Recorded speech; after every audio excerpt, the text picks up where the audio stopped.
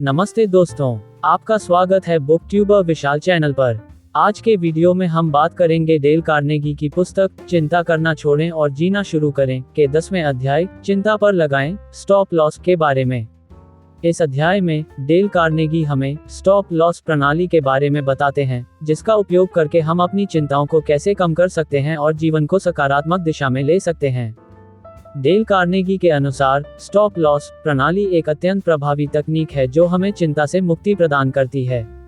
इसके माध्यम से हम अपनी चिंताओं को पहचानते हैं, उनके कारणों को समझते हैं और उन्हें कम करने के लिए कार्यवाही करते हैं। मेरी तरह आप भी अपने खाली समय का समझदारी से उपयोग करें। अपनी दैनिक दिनचर्या के साथ साथ कोको एफएम ऐप पर असीमित audio book, historical, business, self help, personal finance और बहुत कुछ सुनो। कोड FMRMT 85 का उपयोग करें और एक ईयर पर प्रीमियम सदस्यता पर 50% की छूट पाएं। मैंने वीडियो के डिस्क्रिप्शन में कोको एफएम का लिंक दिया है। चैप्टर 10 चिंता पर लगाएं स्टॉप लॉस। किसी वस्तु की कीमत को मैं जीवन की मात्रा का नाम देना चाहूंगा जो उसके बदले में तत्काल या लंबे समय में चुकाई जाती है। हेनरी थोरो। आप ये जानना चाहेंगे कि शेयर बाजार में पैसा कैसे कमाया जाता है। आपके अलावा 10 लाख लोग और होंगे जो ये जानना चाहेंगे, और अगर मुझे इसका जवाब मालूम होता तो इस पुस्तक की कीमत $10,000 होती। बहरहाल, मैं आपको एक ऐसी तकनीक बताने जा रहा हूं जिसका प्रयोग बहुत से सफल शेयर बाजार विशेषज्ञ करते हैं। ये प्रसंग मुझे निवेश सलाहकार चार्ल्स रॉबर्ट्स ने सुनाया था। जब मैं पहली बार टेक्सास से न्यूयॉर्क आया तो मेरे पास अपने दोस्तों के $20,000 थे जो उन्होंने मुझे शेयर बाजार में निवेश के लिए दिए थे। मैं सोचता था मुझे शेयर बाजार की अच्छी समझ थी, परंतु मैंने अपनी सारी पूंजी गंवा दी। ये सच है कि मुझे कुछ सौदों में फायदा हुआ था, पर अंततः मेरी सारी पूंजी चली गई। मुझे पैसे डूबने का उतना अफसोस नहीं था जितना इस बात का था कि यह मेरे दोस्तों का पैसा था, हालांकि वे इतने अमीर थे कि उन्हें इससे कोई खास फर्क नहीं पड़ने वाला था। इस प्रयास के इतने दुर्भाग्यपूर्ण अंत के बाद मुझे उनका सामना करने में डर लग रहा था, पर मुझे हैरत हुई जब उन्होंने इसे बहुत अच्छे तरीके से लिया और आशावादी नजरिए का परिचय दिया। मैं जान गया कि शेयर बाजार में सफल होने के लिए मैं अंधेरे में तीर चला रहा था और अपनी किस्मत तथा दूसरों की सलाह के भरोसे चल रहा था। मैं शेयर बाजार अनाड़ीपन का परिचय दे रहा था। मैंने अपनी गलतियों के बारे में सोचना शुरू किया और यह फैसला किया कि शेयर बाजार में दोबारा कदम रखने से पहले मैं ये पता लगाने की कोशिश करूंगा कि यह कैसे कार्य करता है। इसलिए मैंने शेयर बाजार के बेहद सफल विशेषज्ञ बर्टन एस केसलेस को खोजा और उनसे परिचय बढ़ाया। मेरा विश्वास था कि मैं उनसे काफी कुछ सीख सकता था, क्योंकि सफल निवेशक के रूप में उनकी प्रतिष्ठा हर साल बढ़ती जा रहा थी और मैं जानता था कि इस तरह का करियर सिर्फ भाग्य या किस्मत का परिणाम नहीं हो सकता। उन्होंने मुझसे कुछ सवाल पूछे, मैं किस तरह शेयर की खरीद फरोख्त करता था, और फिर उन्होंने मुझे एक ऐसा सिद्धांत बताया जो मेरे हिसाब से शेयर बाजार का सबसे महत्वपूर्ण सिद्धांत है। उन्होंने कहा, मैं हर शेयर खरीदते समय उस पर स्टॉप लॉस का ऑर्डर लगा देता हूँ। मान लीजिए मैं किसी शेयर को $50 में खरीदता हूँ तो मैं उस पर $45 का स्टॉप लॉस लगा देता हूँ। यानी अगर उस शेयर का भाव $45 तक गिर जाएगा तो वह अपने आप बिक जाएगा, और इस तरह उस सौदे में मुझे सिर्फ $5 का ही नुकसान होगा। अगर आपने समझदारी से किसी शेयर का चुनाव किया है तो आपको औसतन 10, 25 या $50 का फायदा हो सकता है। पर क्योंकि आपने अपने नुकसान को $5 तक ही सीमित कर लिया है, इसलिए अगर आप आधे से ज्यादा बार भी घाटा उठाते हैं तो भी आप ढेर सारा पैसा कमा सकते हैं। मैंने इस सिद्धांत पर तत्काल अमल किया और मैं तब से इसका लगातार प्रयोग कर रहा हूँ। इसने मेरे और मेरे ग्राहकों के हजारों डॉलर बचाए हैं। कुछ समय बाद मैंने महसूस किया कि स्टॉप लॉस का ये सिद्धांत केवल शेयर बाजार में ही नहीं, जीवन के दूसरे क्षेत्रों में भी उपयोगी है। मैंने आर्थिक समस्याओं के अलावा दूसरी समस्याओं पर भी स्टॉप लॉस लगाना शुरू कर दिया। मैंने हर तरह की परेशानी और द्वेष पर स्टॉप लॉस ऑर्डर लगाए। इसने जादू की तरह असर दिखाया। उदाहरण के तौर पर मैं अक्सर ऐसे दोस्त के साथ लंच लेता था जो शायद ही कभी वक्त पर आता हो। पहले तो मैं आधे घंटे तक उबलते हुए उसका इंतजार करता था और तब जाकर वह आता था। आखिरकार मैंने उसे बताया कि मैंने उसके इंतजार करने पर स्टॉप लॉस लगा दिया है। मैंने उससे कहा, तुम्हारे इंतजार का मेरा स्टॉप लॉस पूरे 10 मिनट है। अगर तुम 10 मिनट से ज्यादा देर से आओगे तो हमारा लंच गया भाड़ में, मैं उठकर चल दूंगा। काश मैंने ऐसा बरसों पहले किया होता। काश मैंने अपनी अधीरता, अपने स्वभाव, खुद को सही साबित करने की अपनी इच्छा, अपने अफसोसों और अपने मानसिक तथा भावनात्मक तनावों पर बरसों पहले स्टॉप लॉस का ऑर्डर लगाया होता। मुझ में इतनी बुद्धि क्यों नहीं आई कि मैं हर उस स्थिति का विश्लेषण कर पाता जिससे मेरी मानसिक शांति भंग होने का खतरा था, और फिर खुद से कहता, देखो डेल कार्नेगी, इस परिस्थिति में सिर्फ इतनी ही चिंता करनी चाहिए, इससे ज्यादा नहीं। मैंने ऐसा क्यों नहीं किया? बहरहाल, मैं अपने आप को कम से कम एक अवसर पर तो थोड़ी बुद्धिमानी का श्रेय देना चाहूंगा। और यह एक गंभीर अवसर था। मेरे जीवन में एक संकट की स्थिति थी, जब मैं खड़ा खड़ा अपने सपनों, भविष्य की योजनाओं और कई सालों की मेहनत को चौपट होते देख रहा था। हुआ ये था कि जब मैं 30 साल से कुछ अधिक का था, तो मैंने उपन्यास लिखने में जीवन समर्पित करने का फैसला किया। मैं दूसरा फ्रैंक नॉरिस या जैक लंदन या थॉमस हार्डी बनने जा रहा था। मैं इसे लेकर इतना गंभीर था कि मैंने यूरोप में 2 साल बिताए, जहां मैं प्रथम विश्व युद्ध के बाद के सस्ते युग में कुछ डॉलरों में ही रह सकता था। मैंने वहां 2 साल बिताए और अपना महान ग्रंथ लिखा, जिसका नाम रखा द ब्लिज़ार्ड, बर्फीला तूफान। इसका शीर्षक बहुत ही स्वाभाविक था, क्योंकि प्रकाशकों ने इसे उतने ही ठंडे तरीके से लिया जिस तरह से डकोटा के मैदानों में आने वाले बर्फीले तूफान को लिया जाता। जब मेरे साहित्यिक एजेंट ने मुझे बताया कि इस उपन्यास में दम नहीं था और मुझ में उपन्यास लेखन की कोई प्रतिभा, कोई कला नहीं थी, तो मेरे दिल की धड़कन जैसे थम गई। मैं उसके ऑफिस से बाहर निकलते समय सदमे में था। अगर किसी ने मेरे सिर पर एक मुगर मार दिया होता तो भी मेरा हाल इससे बुरा नहीं होता। मैंने महसूस किया कि मैं जिंदगी के दोराहे पर खड़ा था और मुझे एक बेहद महत्वपूर्ण निर्णय लेना था। मुझे क्या करना चाहिए? मुझे कौन सा रास्ता चुनना चाहिए? कई सप्ताह गुजरने के बाद ही मैं सदमे की हालत से बाहर आ पाया। उस समय तक मैंने ये वाक्यांश नहीं सुना था, अपनी चिंता पर स्टॉप लॉस लगा दें। परंतु अब मैं जब पीछे मुड़कर देखता हूँ, तो महसूस कर सकता हूँ कि मैंने यही किया था। मैंने उस उपन्यास पर खून पसीना बहाने वाले 2 सालों को अपने जीवन से अलग कर दिया, उसे एक अच्छा प्रयोग माना, क्योंकि वह इससे अधिक कुछ नहीं था, और इसके बाद मैं आगे बढ़ गया। मैं वयस्क शिक्षा की कक्षाओं को चलाने तथा पढ़ाने के अपने कार्य पर वापस लौट आया, और खाली समय में मैंने जीवनियाँ लिखी, जीवनियाँ और नॉन फिक्शन पुस्तकें, जिस तरह की पुस्तक आप अभी पढ़ रहे हैं। क्या मैं खुश हूँ कि मैंने वह फैसला किया? खुश। हर बार जब मैं इस बारे में सोचता हूँ तो मुझे लगता है कि खुशी के मारे सड़क पर नाचने लगूं। मैं ईमानदारी से कह सकता हूँ कि मैंने तब से 1 दिन या 1 घंटा भी कभी इस बात पर अफसोस करते हुए नहीं गुजारा कि मैं दूसरा थॉमस हार्डी नहीं बन पाया। 1 सदी पहले एक रात जब उल्लू वाल्डेन के तालाब के किनारे जंगलों में चीख रहा था, तो हेनरी थोरो ने कलम स्याही में डुबोकर अपनी डायरी में लिखा, किसी वस्तु की कीमत को मैं जीवन की मात्रा का नाम देना चाहूंगा, जो उसके बदले में तत्काल या लंबे समय में चुकाई जाती है। इसे दूसरे तरीके से कहें, जब हम जीवन के संदर्भ में किसी वस्तु की कीमत जरूरत से ज्यादा चुकाते हैं तो हम मूर्ख होते हैं। परंतु गिलबर्ट और सुलिवन ने ठीक यही किया।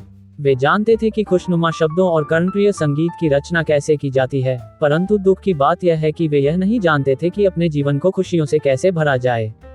उन्होंने कई बहुत अच्छे ओपेरा रचे जिन्होंने पूरी दुनिया को आनंदित किया, पेशेंस, पाइनाफोक, द मिकाडो, परंतु वे अपने गुस्से पर काबू नहीं रख पाए। उन्होंने कई साल कड़वाहट में गुजारे, और इसका कारण था एक गलीचे की कीमत। उन्होंने जो थिएटर खरीदा था उसके लिए सुलिवन ने एक नए गलीचे का ऑर्डर दिया।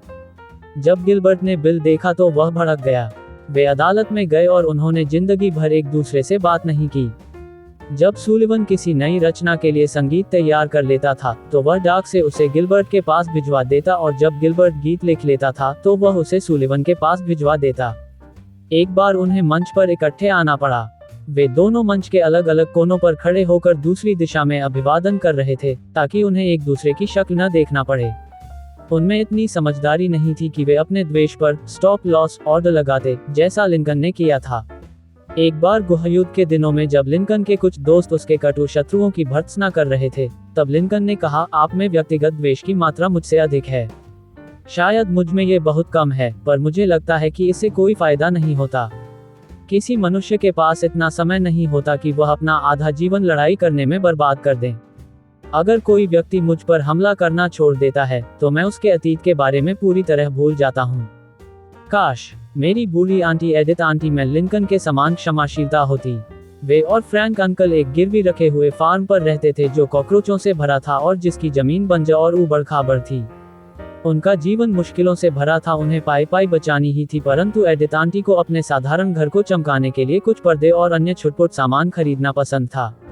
उन्होंने मैरीविले, मिसूरी में डैन एवरसोल के ड्राई गुड स्टोर से उधारी पर यह विलासिता का सामान खरीद लिया। फ्रैंक अंकल को कर्ज की चिंता हुई। हर किसान की तरह वे भी कर्ज से घबराते थे, इसलिए उन्होंने गोपनीय रूप से डैन एवरसोल को कह दिया कि वह उनकी पत्नी को उधार सामान देना बंद कर दे। जब आंटी ने ये सुना तो उन्होंने तूफान मचा दिया और वह इस घटना के 50 साल बाद भी तूफान मचा रही थी। मैंने ये कहानी कहते सुना है, एक बार नहीं बल्कि कई बार। आखिरी बार जब मैंने उन्हें ऐसा करते देखा तो उनकी उम्र 70 से अधिक थी। मैंने उनसे कहा, एडिथ आंटी, माना कि फ्रैंक अंकल की गलती थी कि उन्होंने आपको नीचा दिखाया, परंतु क्या आपको सचमुच नहीं लगता कि 50 साल पुरानी घटना के लिए इतनी शिकायत करना उससे भी ज्यादा गलत है? वैसे ये बता दूं कि उन्होंने मेरी बात को अनसुना कर दिया। एडिथ आंटी ने अपने दिमाग में नफरत और कटु स्मृतियों का जो पेड़ लगाया था वह अब इतना फैल चुका था कि इससे उनके मन की शांति समाप्त हो गई। जब बेंजामिन फ्रैंकलिन 7 साल के थे तो उनसे एक गलती हो गई। ये गलती उन्हें 70 साल तक याद रही। 7 साल की उम्र में एक सीटी पर उनका दिल आ गया। वह इसे लेकर इतने रोमांचित थे कि जब वे खिलौने की दुकान में घुसे तो उन्होंने अपनी जेब के सारे सिक्के काउंटर पर रख दिए और बिना कीमत पूछे सीटी देने को कहा।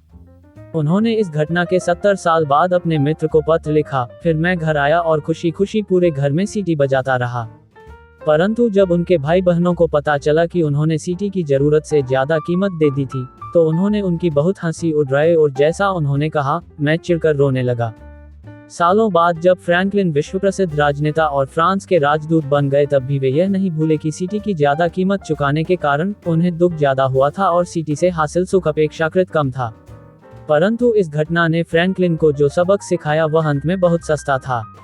उन्होंने कहा, जब मैं बड़ा हुआ और मैंने दुनियादारी देखी तो लोगों के कार्य देखकर मैं इस नतीजे पर पहुंचा कि बहुत सारे लोग अपनी सीटी की बहुत ज्यादा कीमत चुकाते हैं।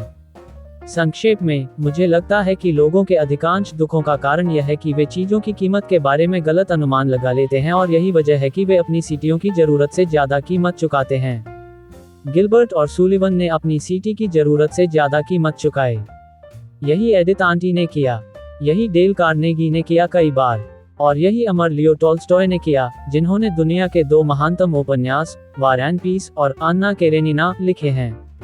एनसाइक्लोपीडिया ब्रिटानिका के अनुसार टॉल्स्टॉय अपनी जीवन के आखिरी 20 सालों में सारी दुनिया में शायद सबसे सम्मानित व्यक्ति थे। 1890 से 1910 तक असंख्य प्रशंसकों की भीड़ उनके घर की तीर्थयात्रा करने जाती थी ताकि वे उनके चेहरे की झलक देख सकें, उनकी आवाज सुन सकें या उनके कपड़ों को छू सकें। उनके मुंह से निकला हर वाक्य नोटबुक में लिखा जाता था, मानो वह कोई दिव्य कथन हो। लेकिन जब जीने की बात आती है, सामान्य जीवन जीने की, तो टॉल्स्टॉय में 70 साल की उम्र में उससे भी कम बुद्धि थी, जितनी कि फ्रैंकलिन में 7 साल की उम्र में थी। उनमें बिल्कुल भी बुद्धि नहीं थी। मेरे कहने का मतलब यह है, टॉल्स्टॉय ने एक ऐसी लड़की से शादी की जिससे वे बहुत प्यार करते थे। दरअसल वे इकट्ठे इतने ज्यादा खुश थे कि दोनों अपने घुटनों के बल बैठकर भगवान को धन्यवाद देते थे कि वह उन्हें इसी तरह के अमिट स्वर्गिक प्रेम के माहौल में रहने दे। परंतु जिस लड़की से टॉल्स्टॉय की शादी हुई थी वह ईर्ष्यालु स्वभाव की थी। वह एक किसान का वेश बनाकर उनकी जासूसी किया करती थी, यहाँ तक कि जंगलों में भी। उनमें भयानक लड़ाइयाँ होती थी। वह अपने बच्चों तक से इतनी ईर्ष्या करती थी कि एक बार तो उसने बंदूक उठा ली और अपनी बेटी की तस्वीर में गोली मारकर छेद कर दिया। यही नहीं, उसने अपने होठों पर अफीम की बोतल लगाकर फर्श पर लोट लगाई और आत्महत्या करने की धमकी दी, जबकि बच्चे कमरे के कोने में सहमे से खड़े होकर आतंक में चीखते रहे। और टॉल्स्टॉय ने क्या किया? अगर वे आवेश में आकर फर्नीचर तोड़ देते तो मैं उन्हें दोष नहीं देता, उनका गुस्सा होना स्वाभाविक था, परंतु उन्होंने इससे भी बुरा कार्य किया। उन्होंने एक प्राइवेट डायरी लिखी। हाँ, एक डायरी जिसमें सारा कसूर अपनी पत्नी के मत्थे मर दिया। वह डायरी उनकी सीटी थी।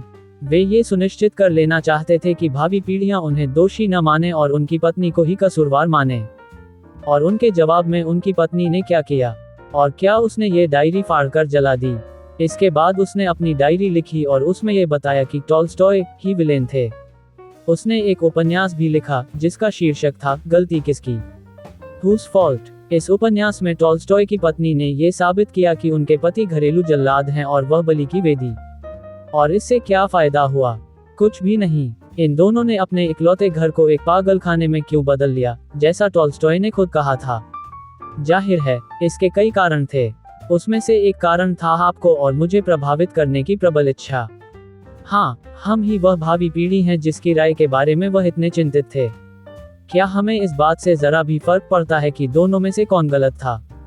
नहीं, हम अपनी खुद की समस्याओं में इतने ज्यादा उलझे हुए हैं कि हमें टॉल्स्टॉय के बारे में चिंता करने के लिए 1 मिनट बर्बाद करने की भी फुर्सत नहीं है।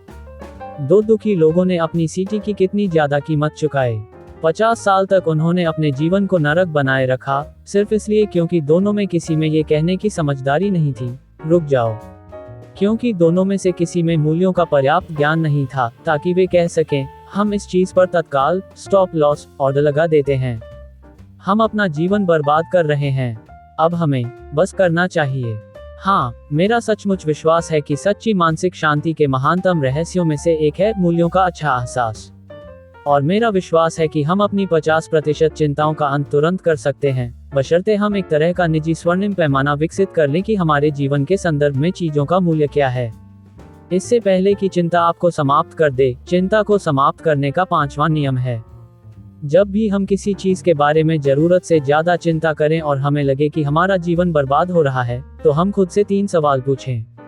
1. जिस चीज की मैं इतनी चिंता कर रहा हूँ, वह मेरे जीवन में सचमुच कितनी महत्वपूर्ण है। 2. मैं इस चिंता के किस बिंदु पर स्टॉप लॉस लगाऊं और उसके बाद इसे भूल जाऊं। 3. इस सिटी की मैं ठीक ठीक कितनी कीमत चुकाऊं, कहीं मैंने पहले ही इसकी जरूरत से ज्यादा कीमत तो नहीं दे दी है।